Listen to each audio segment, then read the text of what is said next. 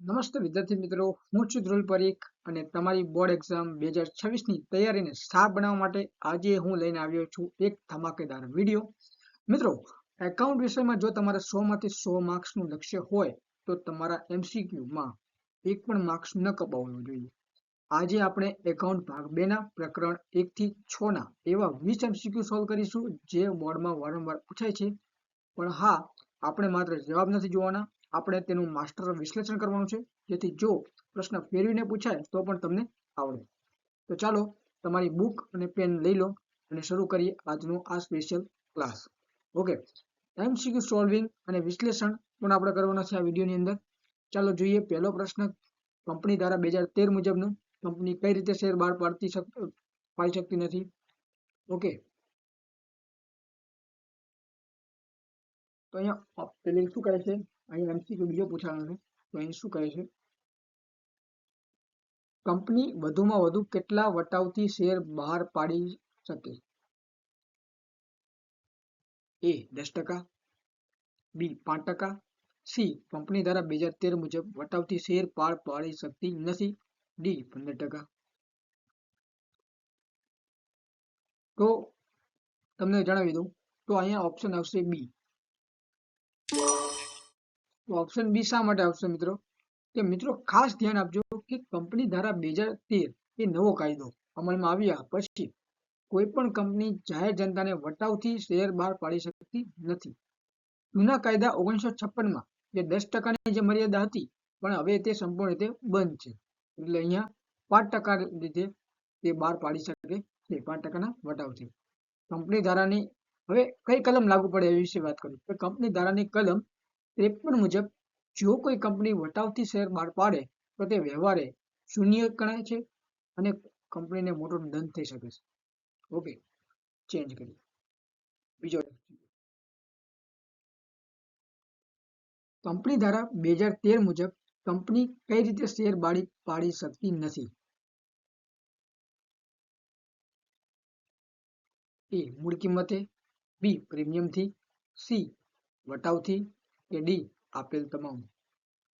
તો એ આન્સર આવશે option C વટાવથી. વટાવથી કેમ? કે ભારતીય કંપની ધારા 2013 ની કલમ 53 મુજબ હવે કોઈ પણ કંપની જાહેર જનતાને વટાવથી શેર આપી શકતી નથી. અને જૂનો જે કાયદો જે 1956માં અમુક શરતો સાથે વટાવની છૂટ હતી, પણ નવા કાયદાએ તેના પર સંપૂર્ણ રીતે પ્રતિબંધ લગાવી દીધો છે. ઓકે, વટાવમાં હવે તમે સમજાવું કે એક્ઝામ્પલ તરીકે જો 10 રૂપિયાનો શેર હોય અને કંપની તેને 9માં બહાર પાડે તો તેને 1 ને વટાવ કહેવાય. આ રીતે શેર બહાર પાડવા હવે ગેરકાયદેસર છે. કંપની કાં તો 10 રૂપિયામાં અથવા 10 થી વધુ કિંમતે જ શેર બહાર પાડી શકે. સમજે? ચલો હવે આગળ વધીએ.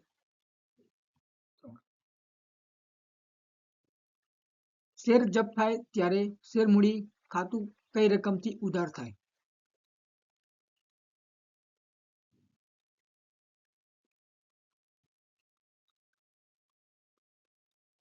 શેર જપ્ત થાય ત્યારે શેર મૂડી ખાતું કઈ રકમથી ઉધાર થાય? શેરની મૂળ કિંમત, બી શેર પર મંગાવેલી રકમ, સી શેર પર ભરાયેલી રકમ અને ઓપ્શન ડી બજાર કિંમત. તો એ આન્સર આવશે મિત્રો શેર પર મંગાવેલી રકમ.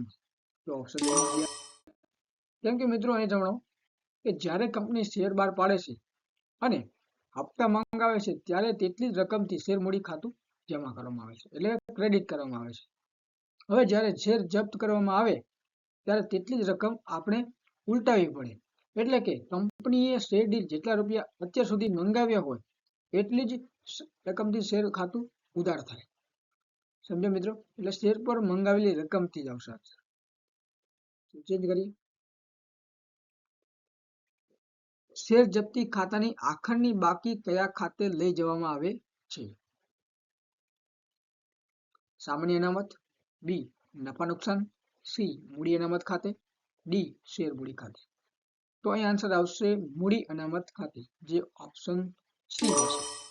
કેમ કે મિત્રો હવે સમજાવવાના વિશે તો શેર જપ્તીની બાકી એટલે શું સમજાય તમને? એટલે કે શેર જપ્તીની ખાતાની બાકી જે સમજાવે આખાની બાકી. એટલે શેર જપ્તી ખાતાની બાકી એટલે શું? આપણે સમજીએ કે જ્યારે કંપની કોઈ શેર હોલ્ડર્સને શેર જપ્ત કરે, સમજ્યા, ત્યારે તેને અત્યાર સુધી ભરેલા પૈસા કંપની પોતાની પાસે રાખી લે છે. આ રકમ કંપની માટે એક પ્રકારનો વધારાનો ફાયદો છે. સમજ્યા મિત્રો? અને જ્યારે આ જપ્ત થયેલા શેર કંપની ફરી બહાર પાડે ત્યારે જો કોઈ વટાવ આપ્યો હોય તો તે જપ્તીની રકમમાંથી બાદ કરવામાં આવે છે. આ બધું કર્યા પછી જે રકમ વધે તેને આખરની બાકી કહેવાય. સમજ્યા? તેને મૂડી અનામતમાં જ કેમ લઈ જવામાં આવે? સમજ્યા? જે આખરની બાકીને ક્યાં લઈ જવામાં આવે છે? મૂડી અનામતમાં. તો મેં લખ્યું ઓપ્શનમાં સી, તો મૂડી અનામત ખાતે કેમ લઈ જવામાં આવે? કેમ કે એકાઉન્ટનો નિયમ મુજબ જે નફો ધંધાનો રોજિંદા વ્યવહારમાંથી ન થયો હોય પણ મિલકત કે શેરના વ્યવહારમાંથી થયો હોય ને તો તેને મૂડી નફો કહેવાય. તો મૂડી નફો હંમેશા મૂડી અનામત ખાતે ટ્રાન્સફર કરવો પડે. મૂડી અનામતને ઇંગ્લિશમાં કહેવાય કેપિટલ રિઝર્વ. ઓકે મિત્રો, option 5 MCQ point, sorry. Debenture એ કંપની માટે શું છે?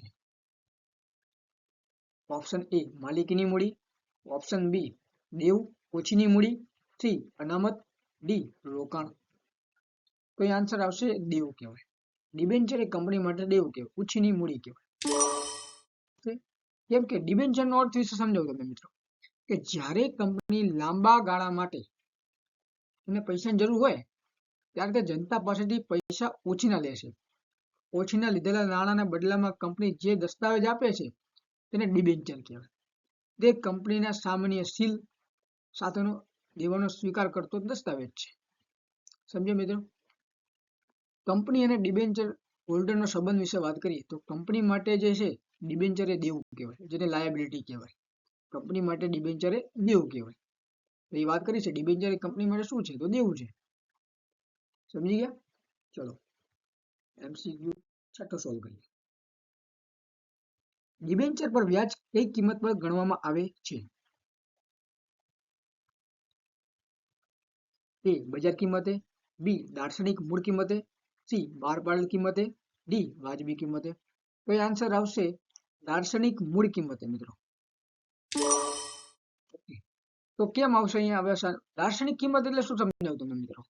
કે દાર્શનિક કિંમત એટલે કે ડિબેન્ચરના જે સર્ટિફિકેટ પર જે કિંમત છાપેલી હોય, દાખલા તરીકે ₹100, તેને તેની દાર્શનિક કિંમત અથવા મૂળ કિંમત કહેવાય છે. કંપની જ્યારે ડિબેન્ચર બહાર પાડે ત્યારે તેના નામની આગળ જ વ્યાજનો દર લખેલો હોય. દાખલા તરીકે 10% ડિબેન્ચર. સમજ્યા? હવે વ્યાજ ગણવાના નિયમ વિશે વાત કરીએ કે કંપની ભલે ડિબેન્ચર પ્રીમિયમથી બહાર પાડે, એટલે કે ₹100 જે હોય 110માં બહાર પાડે છે, વટાવથી 90માં બહાર પાડે, પરંતુ વ્યાજ તો હંમેશા તેની મૂળ કિંમત પર જ ગણવામાં આવે છે. સમજ્યા? બજારમાં ડિબેન્ચર ભાવ વધે કે ઘટે પણ તેની સાથે વ્યાજની ગણતરી કોઈ લેવા દેવા નથી. ઓકે, ચલો આગળ વધીએ. 7. પાકા સરવાળામાં અગાઉથી ચૂકવેલ ખર્ચ કયા શીર્ષક હેઠળ દર્શાવાય છે? એ બિનચાલુ મિલકત, બી અન્ય ચાલુ મિલકત, સી વેપારી લેણા કે ડી ટૂંકા ગાળાની લોન. તો એ આન્સર આવશે અન્ય ચાલુ મિલકત, ઓપ્શન બી. ઓકે મિત્રો, હવે સમજો મિત્રો કે અગાઉથી ચૂકવેલ ખર્ચ એટલે શું?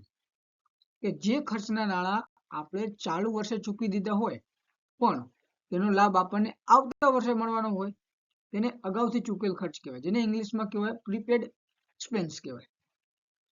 સમજો? દાખલા તરીકે આવતા વર્ષનું પ્રીમિયમ અત્યારે ભરી દીધું હોય, અગાઉ ફી ચૂકવી દીધી હોય. સમજો? હવે આ જે છે ને એક મિલકત કહેવાય. ચાલુ મિલકત તો કીધું છે ને, અન્ય ચાલુ મિલકત ને મિલકત કેમ ગણાય? કે એકાઉન્ટના નિયમ મુજબ જેનો લાભ ભવિષ્યમાં મળવાનો હોય તે આપણી મિલકત છે, અને આ લાભ સામાન્ય રીતે 12 મહિનામાં મળી જતો હોવાથી તેને ચાલુ મિલકત ગણવામાં આવે છે. સમજી ગયા મિત્રો? આગળ વધીએ. કંપનીના પાકા સરવાળામાં અનામત અને વધારો કયા મુખ્ય શીર્ષક હેઠળ આવે? એ બિનચાલુ દેવા, બી શેર હોલ્ડર્સના ભંડોળો, સી ચાલુ જવાબદારી, ડી લાંબા ગાળાની જોગવાઈ. તો એ આન્સર આવશે શેર હોલ્ડર્સના ભંડોળ, ઓપ્શન બી.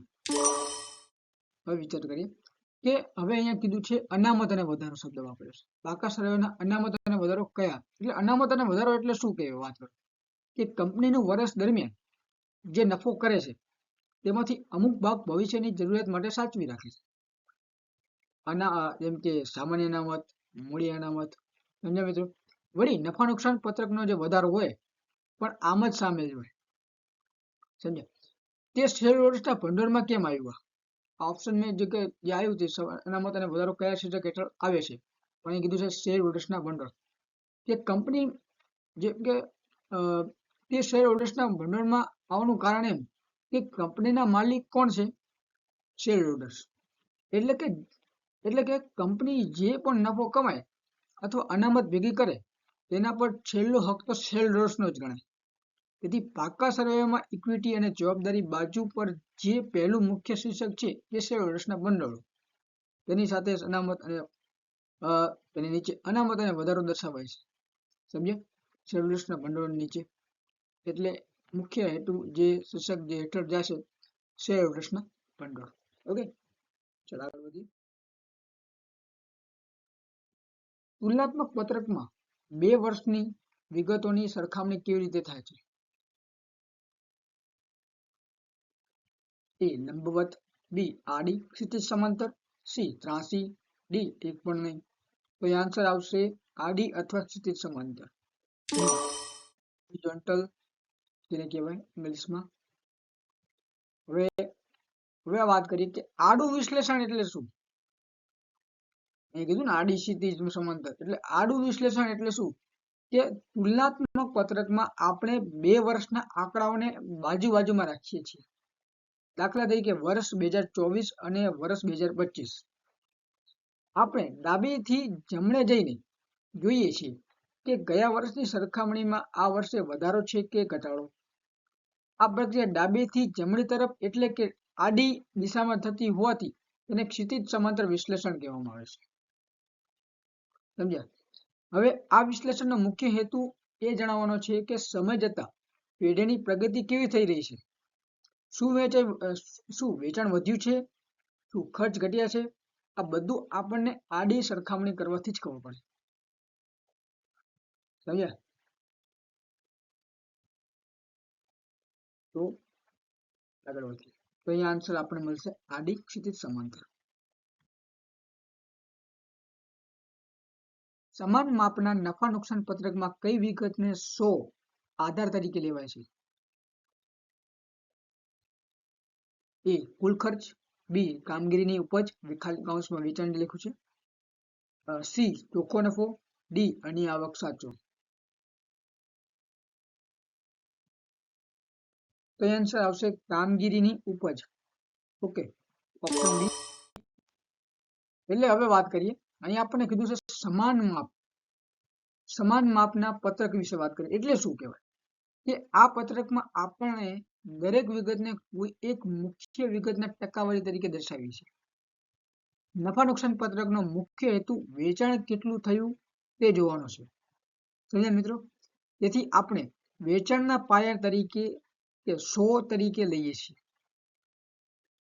કારણ કે આપણે એ જાણવા માંગીએ છીએ કે જો આપણે રૂપિયા 100 નું વેચાણ કર્યું હોય તો તેમાંથી કેટલા રૂપિયાનો માલ ખરીદ્યો, કેટલા રૂપિયાનો પગાર આપ્યો અને કેટલા રૂપિયાનો નફો વધ્યો. જ્યારે આપણે વેચાણને 100 લઈએ ત્યારે બાકીના બધા ખર્ચાઓ વેચાણના કેટલા ટકા છે તે સરળતાથી જાણી શકાય. એટલે અહીંયા આવશે કામગીરીની ઉપજ વેચાણ. ઓકે, આગળ વાત કરીએ. ચાલુ ગુણોત્તર શું માપે છે? એ તરલતા જેને લિક્વિડિટી કહેવાય, બી સદ્ધરતા, સી નફાકારકતા, ડી કાર્યક્ષમતા. તો આન્સર મળશે આપણને ઓપ્શન એ. હવે તરલતા એટલે શું મિત્રો? કે તરલતા એટલે કે ધંધાની એવી ક્ષમતા કે જેના દ્વારા તે તેના ટૂંકા ગાળાના જે દેવા છે જેને કહેવાય ચાલુ જવાબદારી સમયસર ચૂકવી શકે. જો ધંધો પાસે પૂરતી રોકડ અથવા એવી મિલકતો હોય તેનું તરત રોકડમાં રૂપાંતર થઈ શકે તો ધંધાની તરલતા સારી તેમ કહેવાય. જે તરલતા એ શું ચાલુ ગુણોત્તર એ શું માપે છે? તરલતા માપે છે. સમજ્યા? આગળ વધીએ. પ્રવાહી ગુણોત્તર શોધતી વખતે ચાલુ મિલકતોમાંથી કઈ વિગત બાદ થાય છે? ઓપ્શન એ દેવાદાર, બી રોકડ, સી સ્ટોક, ડી લેણી ઊંડી. તો અહીંયા ઓપ્શન આવશે આખર સ્ટોક આવશે. સ્ટોક સી આન્સર આવશે. કેમ કે હવે અહીંયા કીધું છે પ્રવાહી ગુણોત્તર એટલે શું મિત્રો? કે પ્રવાહી ગુણોત્તર ની વાત કરીએ, પ્રવાહી મિલકત છે. ઓકે, કે પ્રવાહી મિલકત એટલે કે એવી મિલકત કે જેનું ખૂબ જ ઝડપથી રોકડમાં રૂપાંતર થઈ શકે. ચાલુ મિલકતોમાં દેવાદારો, લેણી ઊંડી, રોકડમાં વગેરેનો સમાવેશ થાય. જેમ કે સ્ટોક એવી વસ્તુ છે કે જેનું રોકડમાં રૂપાંતર ક્યારે થશે તેની ખાતરી આપી શકાય નહીં. સમજ્યા? માલ વેચાશે કે નહીં અને વેચાશે તો ક્યારે પૈસા આવશે તે નક્કી નથી હોતું. તેથી તેનું ચાલુ મિલકતોમાંથી બાદ કરવામાં આવે છે. આ ઉપરાંત અગાઉથી ચૂકવેલ ખર્ચ પણ બાદ કરવામાં આવે છે. ઓકે, એટલે આવશે આન્સર આપણને મળે છે સ્ટોક.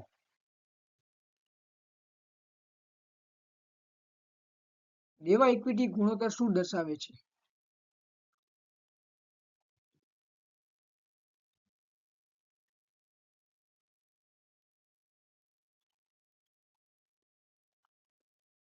એ નફાકારકતા, બી લાંબા ગાળાની સદ્ધરતા, સી તરલતા, ડી ટૂંકા ગાળાની સ્થિતિ. તો એ આન્સર આવશે લાંબા ગાળાની સદ્ધરતા, બી ઓપ્શન.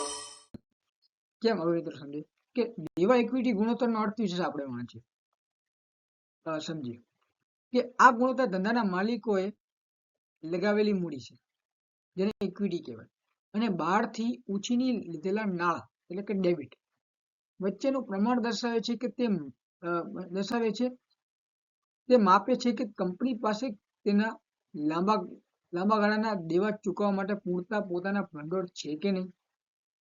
ઓકે, હવે સદ્ધરતા વિશે વાત કરીએ. કે સદ્ધરતા એટલે કે કંપની તેના લાંબા ગાળાના દેવા જેમ કે બેંક, લોન, ડિબેન્ચર સમયસર ચૂકવવાની શક્તિ દર્શાવે છે કે નથી દર્શાવતું. જો કોઈ કંપની પાસે દેવું ઓછું અને પોતાની મૂડી વધારે હોય તો તે કંપની વધુ સદ્ધર ગણાય. સમજ્યા? આગળ વધીએ. દેવાદારોનું ચલન દર શું માપે છે? વેચાણ, બી ઉઘરાણીની કાર્યક્ષમતા, ખરીદી, ડી રોકાણ. તો એ આન્સર આવશે આપણે ઉઘરાણીની કાર્યક્ષમતા. ઓકે મિત્રો, દેવાદારોનું ચલન દર એટલે શું? આ ગુણોત્તર એ દર્શાવે છે કે વર્ષ દરમિયાન આપણે આપણા દેવાદારો પાસેથી કેટલી વાર નાણાં વસૂલ કર્યા છે, એટલે કે આપણે જે ઉધાર માલ વેચ્યો હતો તે પૈસા કેટલી ઝડપથી રોકડમાં ફેરવાયા. સમજ્યા? હવે કાર્યક્ષમતા વિશે કેમ કે જો આ ગુણોત્તર ઊંચો હોય તો એનો અર્થ છે કે આપણે ખૂબ જ ઝડપથી ઉઘરાણી કરી રહ્યા છીએ. જો આ ગુણોત્તર નીચો હોય તો એનો અર્થ છે કે આપણા પૈસા દેવાદાર પાસે લાંબા સમય સુધી ફસાયેલા રહે છે. આમ તે મેનેજમેન્ટની ઉઘરાણી કરવાની આવડત કે કાર્યક્ષમતા માપે છે. સમજી ગયા? ચાલો આગળ વધીએ. 15મો, નીચેનામાંથી કઈ બિનરોકડ પ્રવૃત્તિ છે? તમને શું લાગે છે ઓપ્શનમાં?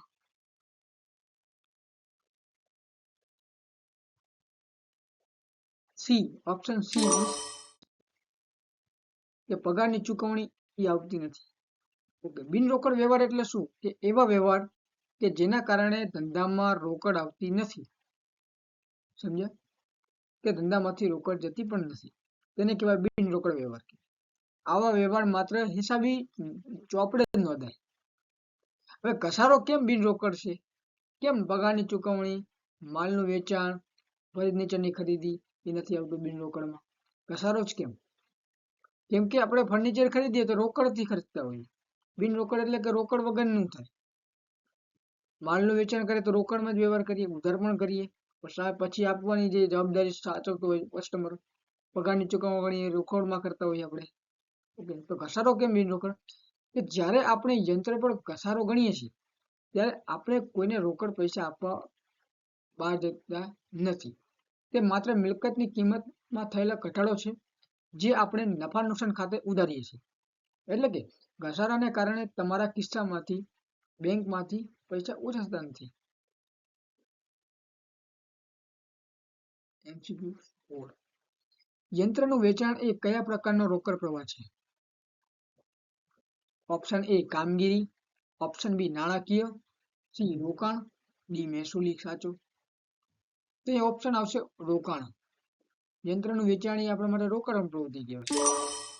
ઓકે, હવે રોકાણ પ્રવૃત્તિ એટલે શું?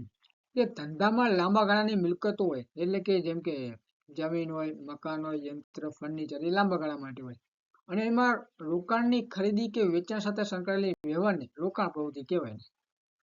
સમજો, યંત્રનું વેચાણ કેમ આમાં આવે? કે યંત્ર એ ધંધાની બિનચાલુ મિલકત છે. જ્યારે કંપની યંત્ર વેચે ત્યારે તેના રોકાણમાંથી નાણાં છૂટા કરે છે. આ વ્યવહારમાંથી ધંધામાં રોકડ આવે છે, જેને કે ઇનફ્લો કહેવાય. જેથી તેના રોકાણની પ્રવૃત્તિ રોકડ આવક પ્રવાહ ગણવામાં આવે છે. સમજ્યા? આગળ વધીએ. ડિવિડન્ડની ચુકવણી કઈ પ્રવૃત્તિ ગણાય?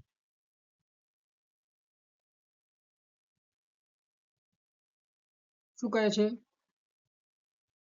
વાંચો, પેલા ધ્યાનથી વાંચજો. હવે હું નથી સોલ્વ કરાવવાનો, તમારે જાતે સોલ્વ કરવાનો છે. ડિવિડન્ડની ચુકવણી કઈ પ્રવૃત્તિ કહેવાય?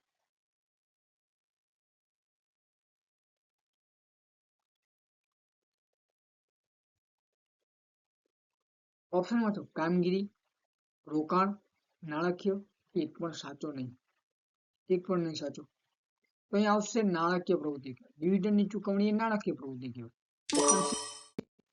કે નાણાકીય પ્રવૃત્તિ એટલે કે શું? નાણાકીય પ્રવૃત્તિ એટલે કે એવી પ્રવૃત્તિ કે જે પેઢીની માલિકીની મૂડી અને ઉછીની મૂડી ના કદ સ્વરૂપમાં ફેરફાર કરે. કંપની જ્યારે ધંધા માટે નાણાં મેળવે, ફંડ મેળવે અને તેના બદલામાં કંઈક ચૂકવે તો તેને નાણાકીય પ્રવૃત્તિ કહેવાય. જેમ કે ડિવિડન્ડ કેમ આપવામાં આવ્યું? કે કંપની શેર બહાર પાડીને નાણાં મેળવે છે. હવે જે લોકો કંપનીમાં રોકાણ કર્યું છે તેમને તેમના રોકાણના બદલામાં કંપની જે નફો વેચે છે તો તેને ડિવિડન્ડ કહેવાય. ડિવિડન્ડ એ શેરમૂડીના ઉપયોગમાં બદલામાં ચૂકવવામાં આવતું વળતર છે. શેરમૂડી પોતે નાણાકીય પ્રવૃત્તિ હોવાથી તેની ચૂકવણી પણ નાણાકીય પ્રવૃત્તિ જ ગણાય. સમજો? MCQ 18. દેવાદારોમાં ઘટાડો એ રોકાણના પ્રવાહમાં શું ફેરફાર કરે? રોકડ વધારો, રોકડ ઘટાડો, સી કોઈ પણ ફેરફાર નહીં, ડી દેવું વધે. તો આવશે રોકડમાં વધારો કરે. દેવાદાર એટલે શું? કે દેવાદાર એટલે કે એવા વ્યક્તિઓ કે જેમને આપણે ઉધાર માલ વેચ્યો છે અને તેમની પાસેથી આપણે પૈસા લેવાના છે. અને ઘટાડો થવાનું કારણ શું? કે જો દેવાદારોની સંખ્યા અથવા રકમમાં ઘટાડો થાય તો એનો સીધો અર્થ છે કે દેવાદારને આપણે નાણાં ચૂકવી દીધા છે. જ્યારે દેવાદાર પૈસા આપે ત્યારે તેની બાકી રકમ ઘટે, એટલે રોકડમાં ઘટાડો થાય. નાણાકીય સંસ્થાઓ બેંક માટે વ્યાજબી આવક કઈ રીતે પ્રવૃત્તિ છે? એ કામગીરી, બી રોકાણ, સી નાણાકીય, ડી મૂડી. તો અહીંયા આન્સર આવશે કામગીરી પ્રવૃત્તિ. Option A. વાત કરીએ કે સામાન્ય કંપની વર્સિસ નાણાકીય સંસ્થા વિશે વાત કરીએ આપણે. કે સામાન્ય કંપની માટે જો કોઈ ફર્નિચર બનાવતી કંપનીને વ્યાજ મળે તો તે રોકાણની પ્રવૃત્તિ ગણાય. કારણ કે વ્યાજ મેળવવું એ તેમનો મુખ્ય ધંધો નથી. બેંક માટે વાત કરીએ કે બેંકનો મુખ્ય વ્યવસાય જ પૈસાની લેવડ દેવડ કરવાનો છે. બેંક લોકો પાસેથી થાપણો સ્વીકારે અને બીજાને લોન આપે છે. વ્યાજ એ કામગીરી કેમ? સમજ્યા?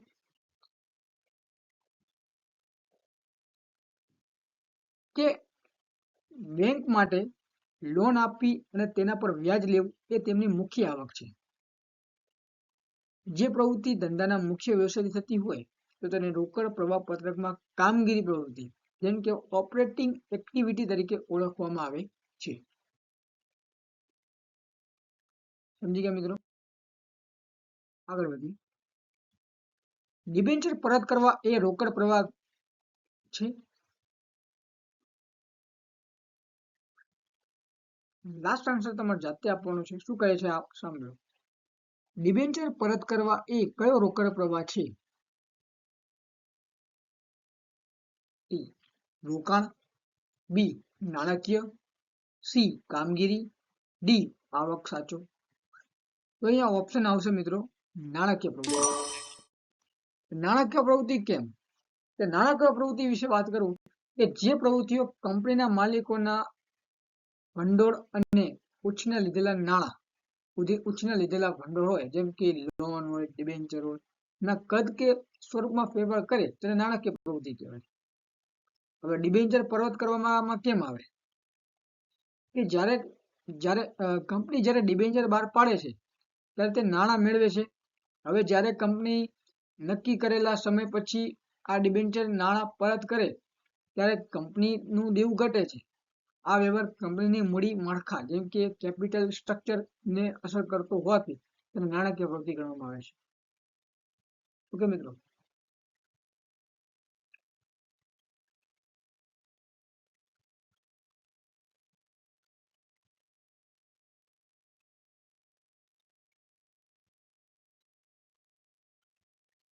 ઓકે મિત્રો. તો વિદ્યાર્થીઓ આ હતા એકાઉન્ટના ભાગ 2 પ્રકરણ 1 થી 6 ના મોસ્ટ આઈએમપી 20 MCQ. મેં પૂરો પ્રયત્ન કર્યો છે કે તમને માત્ર જવાબ જ નહીં પણ તેની પાછળનું લોજિક અને વિશ્લેષણ પણ સમજે, જેથી બોર્ડની પરીક્ષામાં પ્રશ્ન ગમે તે રીતે ફેરવીને પૂછે તો પણ તમારો પણ એક પણ માર્ક્સ ન કપાય. તમારા માટે એક નાનકડું હોમવર્ક. જ્યારે તમે કોમેન્ટમાં જણાવવાનું કે પ્રીમિયમ શેર બહાર પાડવામાં આવે કે કયા પ્રકારના રોકડ પ્રવાહ છે. પરથી કે તમને સમજાવું કે પ્રીમિયમથી શેર બહાર પાડવા એ કયા પ્રકારનો રોકડ પ્રવાહ છે. જેનો જવાબ સાચો હશે હું પર્સનલી રિપ્લાય આપીશ. જો તમને આ વિડીયો ગમ્યો હોય અને આ રીતે જ દરેક ચેપ્ટર વિશ્લેષણ જોઈતું હોય તો આ વિડીયોને લાઈક કરજો અને આપણી ચેનલ વિસ્પર એજ્યુકેશનને સબસ્ક્રાઇબ કરવાનું ભૂલતા નહીં. તમારા કોમર્સના મિત્રો સાથે આ વિડીયો જરૂર શેર કરજો જેથી તેઓ પણ ઘરે બેઠા સારી તૈયારી કરી શકે. મહેનત ચાલુ રાખજો કારણ કે હવે આપણું લક્ષ્ય છે મિશન 100 માંથી 100. મળીશું આવતા વિડીયોમાં. ત્યાં સુધી વાંચતા રહો અને આગળ વધતા રહો. આવજો. જય હિન્દ, જય ભારત.